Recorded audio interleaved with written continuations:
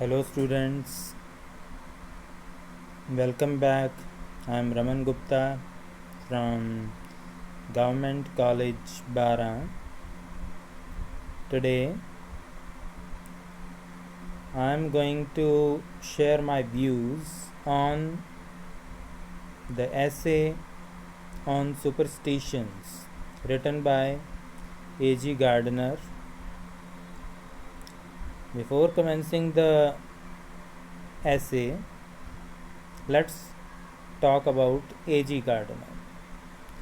The full name of A.G. Gardner is Alfred George Gardner, who was born on 2nd June 1865 at Chelmsford, Essex in England, and died on 3rd March 1946, about 80 years, at Buckingham in Buckinghamshire, England.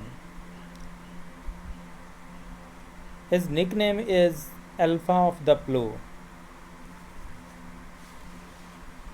By occupation, he was a journalist, editor, and author. The name of his spouse was Ada Claydon.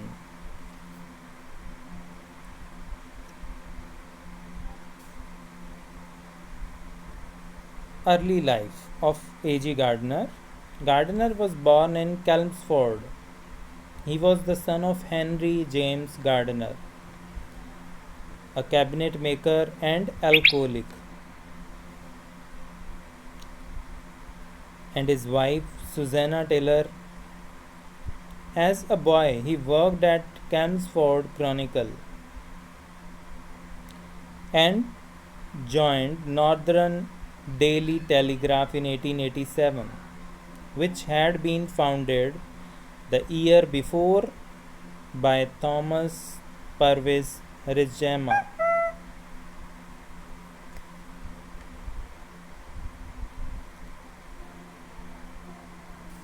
As an essayist, Gardner as an essayist.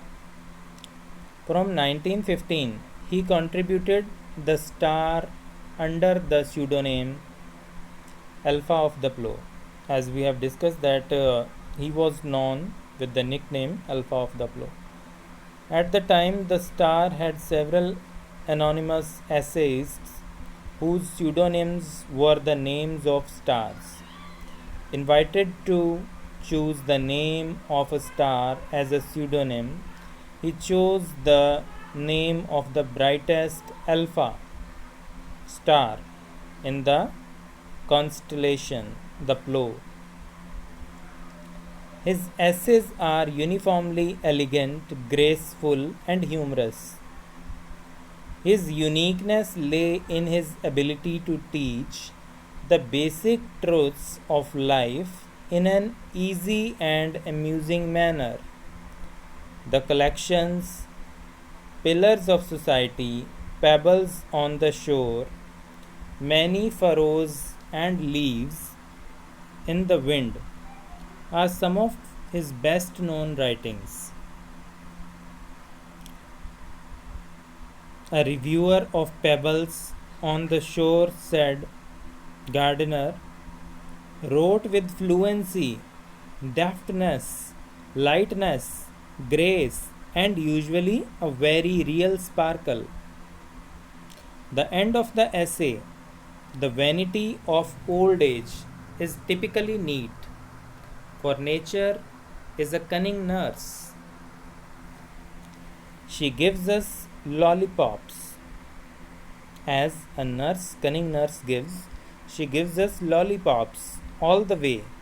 And when the lollipop of hope and the lollipop of achievement are done, she gently inserts in our toothless gums the lollipop of remembrance.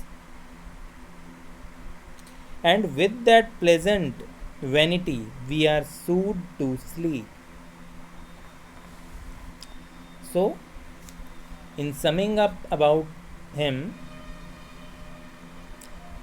He was one of the most lovable and pleasant writers. Each essay of Gardner gives us pure delight.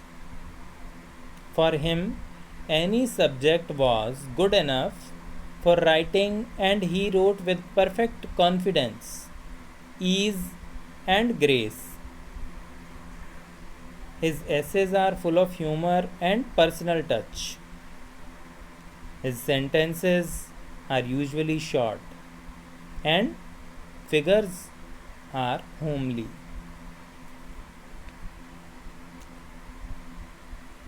So let's talk about the essay.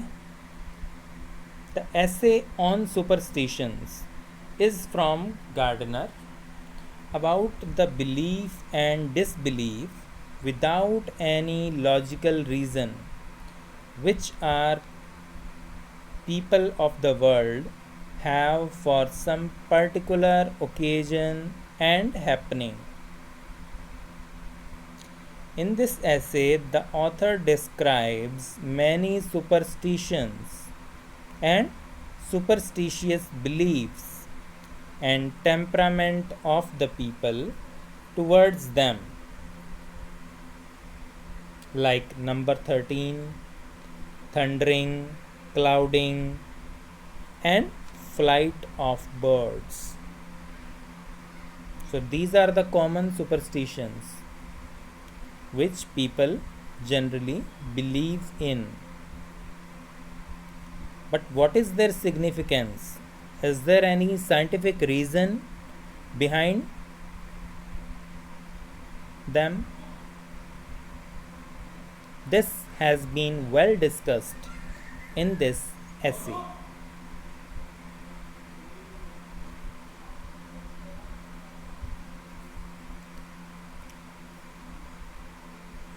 So,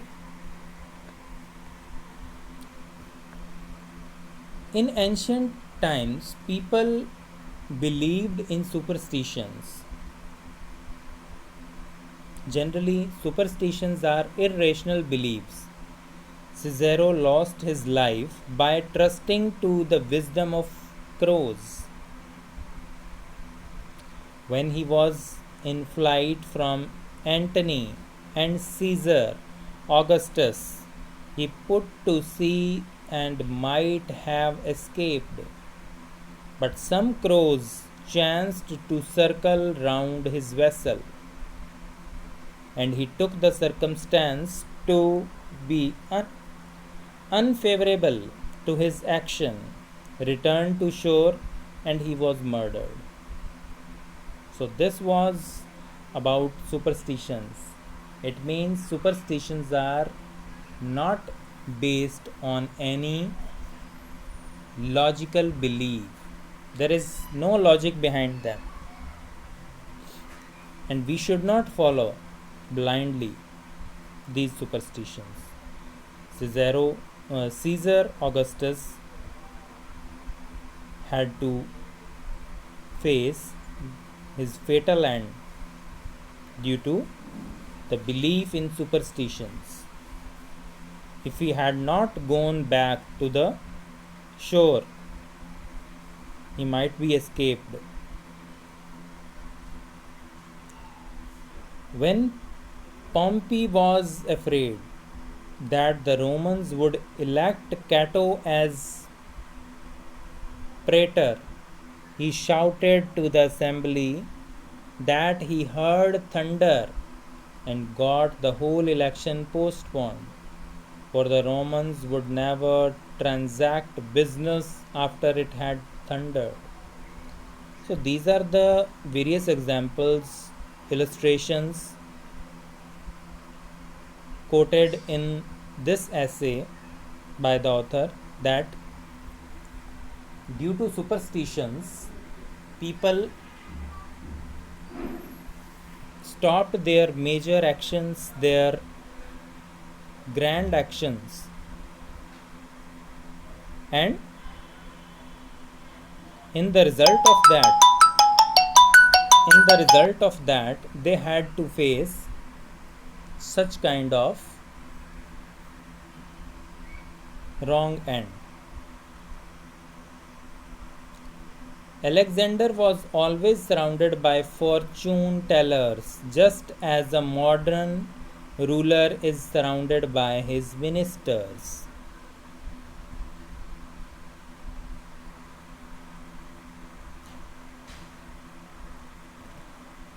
So, we'll continue this lecture in the next video.